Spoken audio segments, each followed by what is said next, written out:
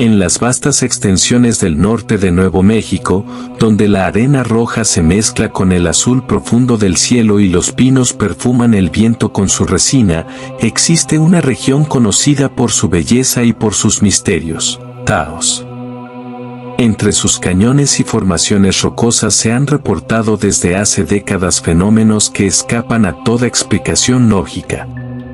Y entre todos esos relatos, uno resalta por la cantidad de testigos, la duración de los eventos y el tipo de entidad que allí se manifestó. La familia Ramírez y la cabaña del sendero. En el verano de 1997, la familia Ramírez, Luis, su esposa Teresa y sus dos hijos adolescentes, Iván y Mariana, decidió alquilar una cabaña a las afueras de Taos, cerca del cañón del Río Grande. La propiedad era rústica pero cómoda, aislada, rodeada por bosque bajo y una vista impresionante del cañón. Los dueños, una pareja de ancianos apellidados Montalvo, les advirtieron: si oyen voces por la noche, no salgan. Si ven sombras moviéndose afuera, apaguen las luces y esperen a que pase. Luis pensó que era una manera de asustar turistas. Pero la señora Montalvo no bromeaba. El primer día transcurrió sin incidentes, salvo por una sensación de incomodidad que Iván describió como si algo nos mirara desde los árboles. Pero fue en la primera noche cuando los sonidos comenzaron. Eran como susurros, difíciles de entender, que se arrastraban entre los matorrales secos. Luis salió con una linterna pensando que algún animal rondaba la casa. No encontró nada, pero cuando volvió, vio una silueta negra en el tejado de la cabaña, inmóvil, que desapareció en cuanto la iluminó. Las noches siguientes se volvieron una tortura. Los susurros aumentaban, se acercaban. Se escuchaban pasos pesados sobre el techo. Mariana aseguró haber visto una figura negra de casi 2 metros parada entre los árboles, con los brazos extremadamente largos y la cabeza ladeada. Al intentar grabar con su cámara de video, solo logró captar un zumbido grave y un parpadeo anómalo en la imagen, como si algo interfiriera directamente en la señal. Luis, escéptico, comenzó a tener pesadillas.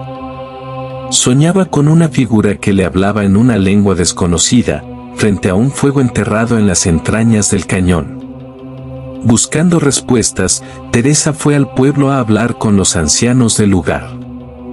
Una curandera, doña Clarita, le explicó que desde tiempos de los pueblos originarios se hablaba de una entidad conocida como el Centinela del Cañón. No era un espíritu humano, ni demonio al estilo cristiano. Era una forma de conciencia oscura, ancestral, que habitaba el cañón y vigilaba los límites entre su mundo y el de los vivos. Su aparición era siempre precedida por susurros y sombras. Según la tradición, quien lograba verlo de cerca y sobrevivía, perdía una parte de su alma.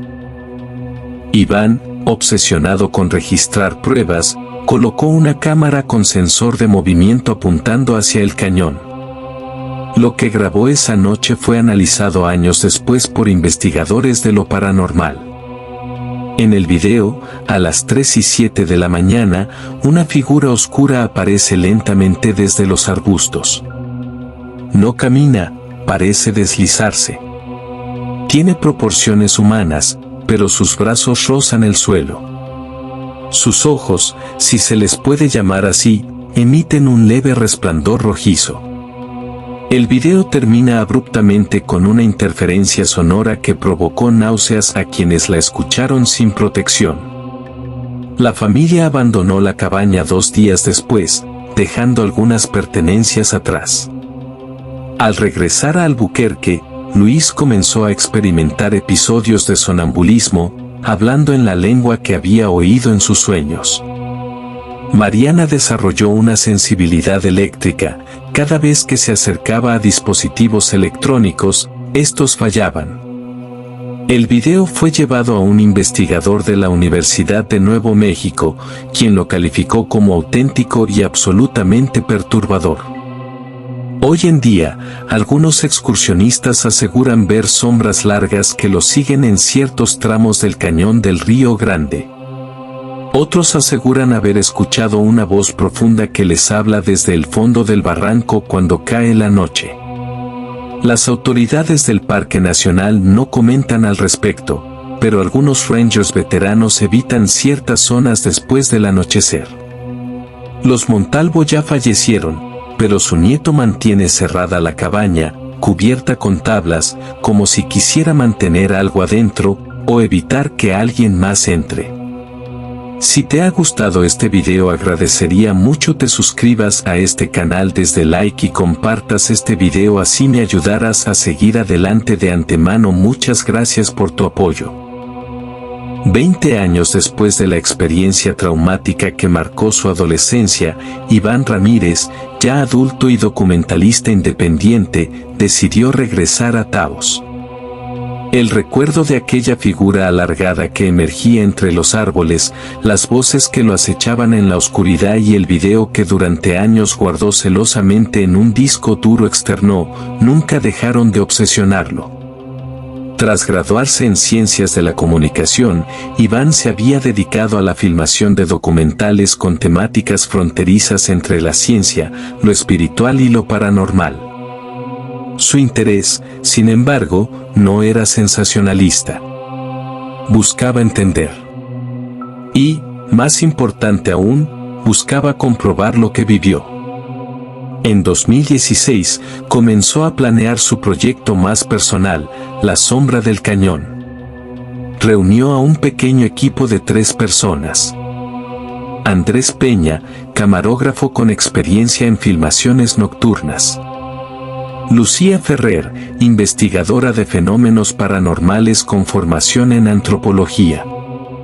Y Marco Leal, guía local y experto en las rutas de senderismo de la región, que también tenía conocimientos de las leyendas orales del norte de Nuevo México. Iván contactó al nieto de los Montalvo, quien accedió, con una advertencia verbal y seria, a abrir por una noche la antigua cabaña. Nadie había dormido allí desde 1997. Las paredes estaban cubiertas de polvo y moho, pero lo más perturbador era que en una de las puertas interiores alguien había tallado símbolos desconocidos, posiblemente precoloniales. Lucía los fotografió y más tarde confirmó que algunos coincidían con petroglifos del sitio arqueológico de Vandelier. La primera noche de rodaje comenzó el 2 de octubre de 2017. Instalaron cámaras infrarrojas alrededor del perímetro y colocaron sensores de movimiento en puntos estratégicos del bosque. Iván trajo consigo una copia restaurada del video original de 1997 y decidió proyectarlo dentro de la cabaña como una forma de provocación activa para la entidad. A la 1:17 de la mañana, mientras proyectaban el video, los sensores exteriores comenzaron a activarse. El monitor central mostró una figura negra moviéndose entre los árboles. Lucía intentó captarla con una cámara térmica, pero no aparecía nada. Nada. Como si aquella figura no generara calor. Ni siquiera la temperatura del ambiente pareció alterarse, se mantenía congelada, como si el entorno mismo se hubiera suspendido. A las 2:36 de la mañana, la energía eléctrica falló. Todo el equipo se activó. Andrés y Marco salieron a revisar el generador. A los pocos minutos, regresaron visiblemente alterados. Andrés temblaba, con los ojos vidriosos.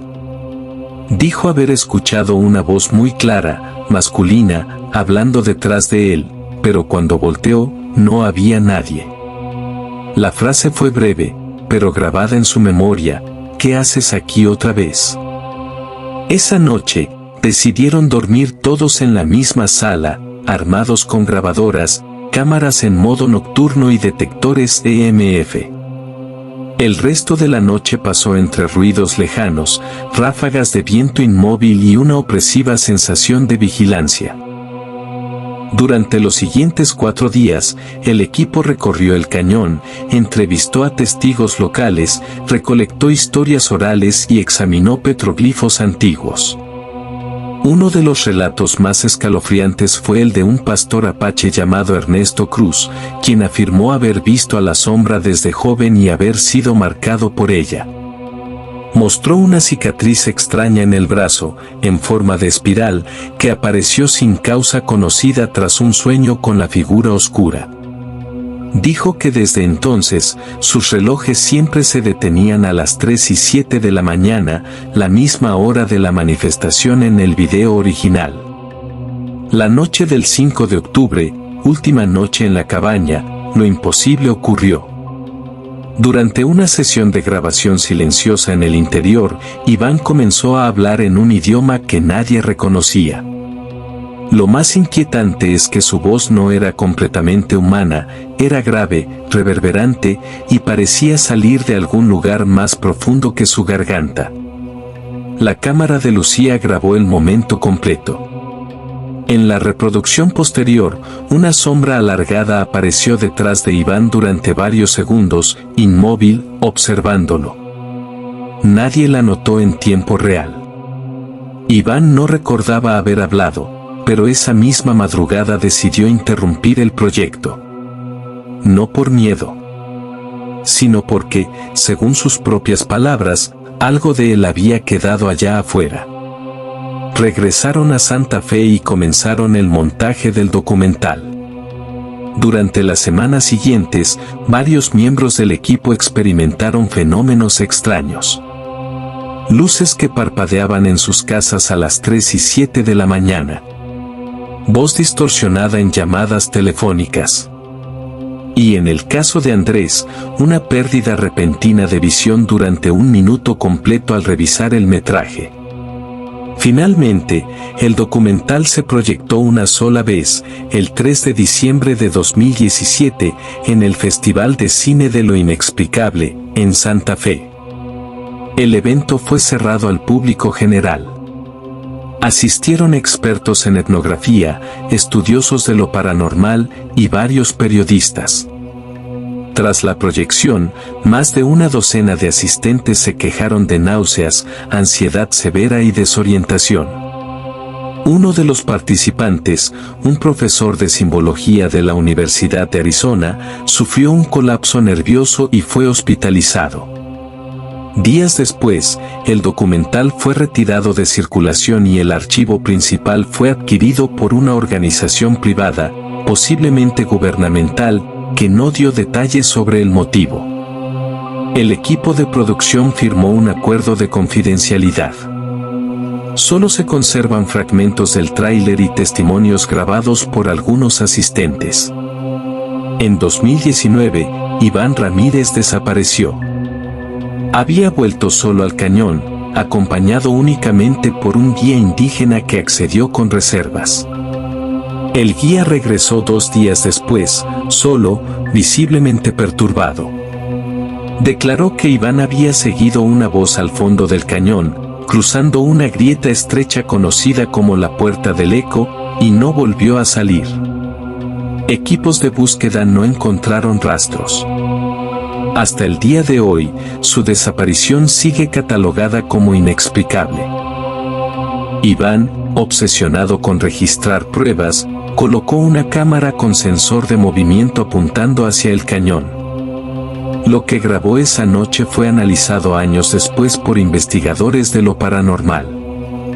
En el video, a las 3 y 7 de la mañana, una figura oscura aparece lentamente desde los arbustos. No camina, parece deslizarse.